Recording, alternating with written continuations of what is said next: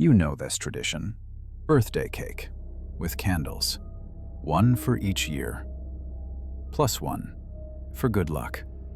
You make a wish, take deep breath, blow them out. Everyone claps, celebrates. This is normal.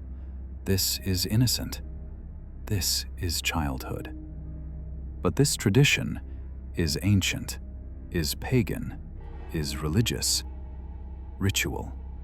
From gods, from death, from offerings, to spirits. Are you ready to know what you're really doing when you blow out candles? What ancient Greeks did, what Germanic tribes believed, what Christians absorbed. Because once you know birthday cake will never taste the same. Birthdays themselves were not always celebrated. Early Christians rejected birthdays, considered them pagan practice, considered them vain, self-centered, ungodly. The Bible never commands birthday celebration. Jesus' birthday, unknown, not recorded, not celebrated by early church. Celebrating birth was Egyptian, was Greek, was Roman, was pagan, was worshiping wrong things. So Christians avoided birthdays for centuries. Only saints' days were celebrated. Day of death, not birth, because death brought them to heaven, to God, to salvation. Birth was just flesh, just sin, just beginning of suffering. But pagan birthday traditions persisted, underground, in folk culture, in peasant practices. Eventually, Christianity absorbed them, made them Christian, baptized them. This happened with many pagan practices: Christmas tree, Easter eggs, Halloween. All pagan, all absorbed, all Christianized. Birthday candles are same story. The tradition started with ancient Greeks around 6th century BCE, possibly earlier. They worshipped moon goddess Artemis, twin sister of Apollo, goddess of hunt, of wilderness, of childbirth, of moon. They brought offerings to her temple on island of Delos, sacred birthplace of goddess. The offerings were special. Moon cakes, round cakes shaped like full moon, to honor Artemis, to match her symbol, to represent moon's shape. These cakes were topped with candles. Many candles, lit candles. Why candles?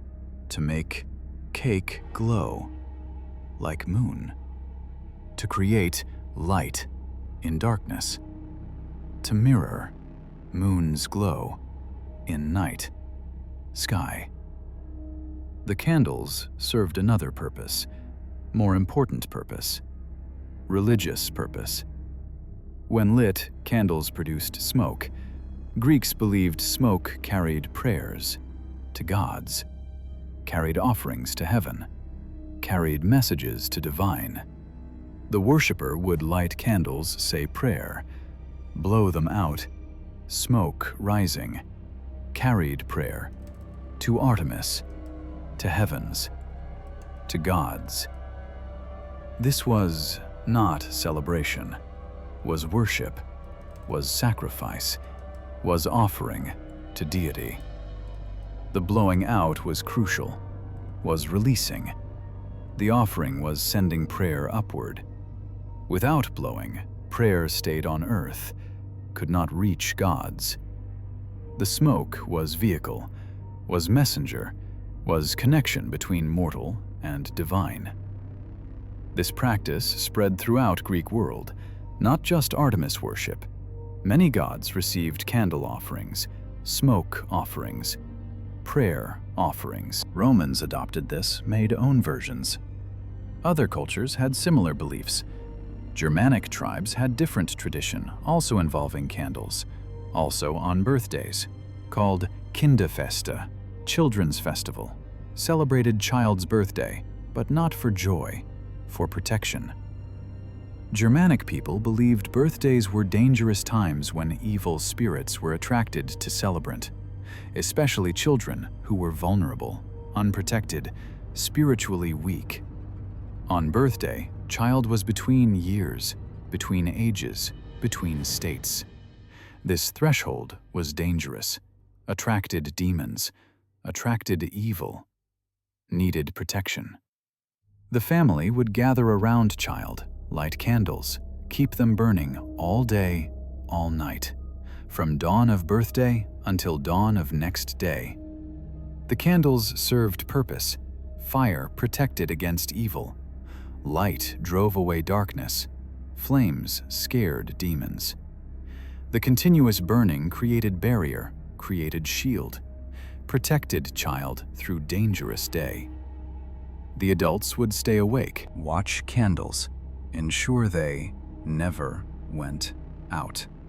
If candles went out, child was vulnerable. Demons could enter. Evil could strike.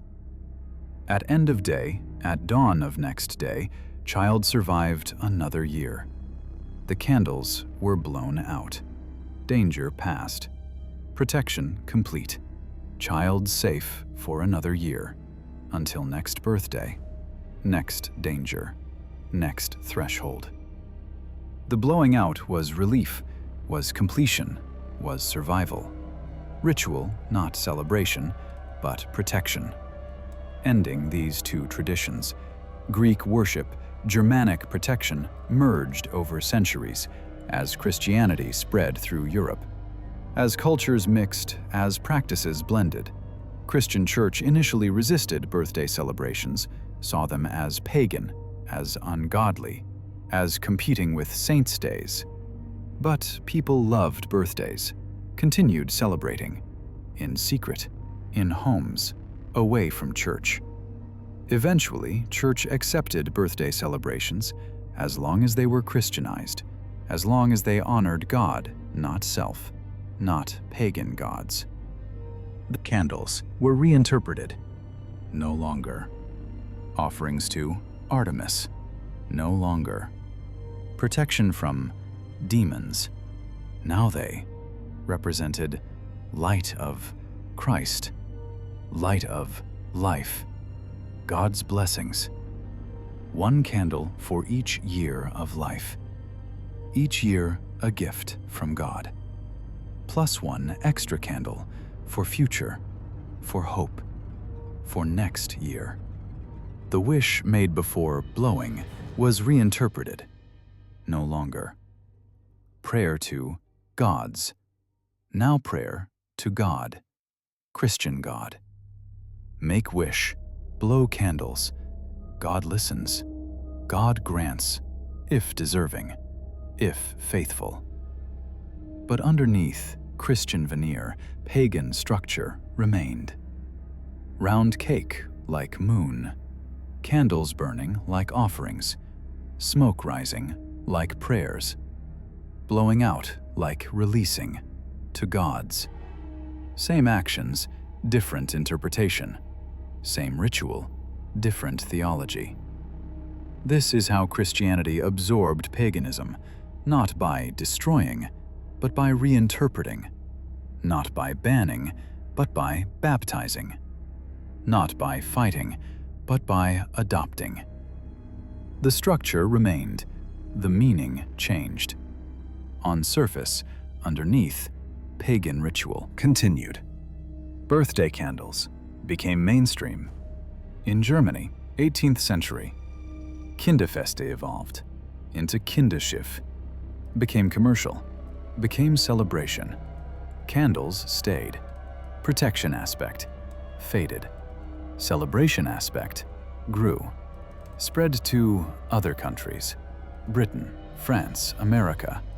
By 19th century, birthday cakes with candles were common. Among wealthy, among middle class. The poor could not afford sugar candles. Celebration birthday parties were luxury, were status symbol. Industrial Revolution changed this. Mass production made sugar cheap, made candles cheap, made birthdays accessible to everyone. By early 20th century, birthday parties with cake, with candles, were normal, were expected, were childhood standard. The wish tradition also evolved. In ancient times, wish was prayer to gods. Specific request, specific need, spoken aloud to deity. Over time became silent, became secret, became superstition. Must not tell wish, or won't come true. This reflects Christian discomfort with pagan prayer. Can't pray to gods openly. Make it silent. Make it secret. Make it wish. Not prayer, but structure. Same desire communicated to supernatural, through ritual, through candles, through smoke. Even modern secular people who don't believe in gods, in magic, in supernatural, still make wishes, still blow candles, still hope secretly for something. Why? Because ritual is powerful. Because tradition connects us to past, to ancestors, to culture. Because humans need ritual, need ceremony, need meaning beyond ordinary. Even if we don't believe, we perform. Even if rational, we wish. Even if secular, we hope. The birthday candle ritual persists, not because we worship Artemis, not because we fear demons, but because we need moments of magic, of hope, of connection to something beyond ourselves. The child blowing candles is not thinking about Greeks, about Germans, about pagans, is thinking about wish, about hope, about future. This is what ritual does. Transforms moment into meaning, transforms cake into ceremony, transforms breath into hope. The pagan origins don't matter to child, don't matter to party, don't matter to celebration. What matters is feeling, is connection, is tradition, linking generations, linking cultures, linking humans across time. Your grandmother blew candles. Her grandmother blew candles. Back through centuries. To Greeks, to Germans, to pagans. All doing same thing. All hoping. All wishing. All connecting to something bigger. This is why traditions persist. Not because origins known. Not because theology understood. But because they work. They provide meaning, structure, connection, across time, across cultures, across beliefs. So, next birthday, when you light candles, when you make wish, when you blow them out, remember you're doing what Greeks did for Artemis, what Germans did for protection, what Christians did for God, what humans do for hope. Same ritual, different meanings. Same smoke, different gods. Same hope, different names, but always same need. For magic, for meaning, for connection to something, beyond cake, beyond candles, beyond self. This is birthday tradition. This is human tradition. This is why we still do it. Not because we believe in Artemis, not because we fear demons, but because we need ritual. We need hope.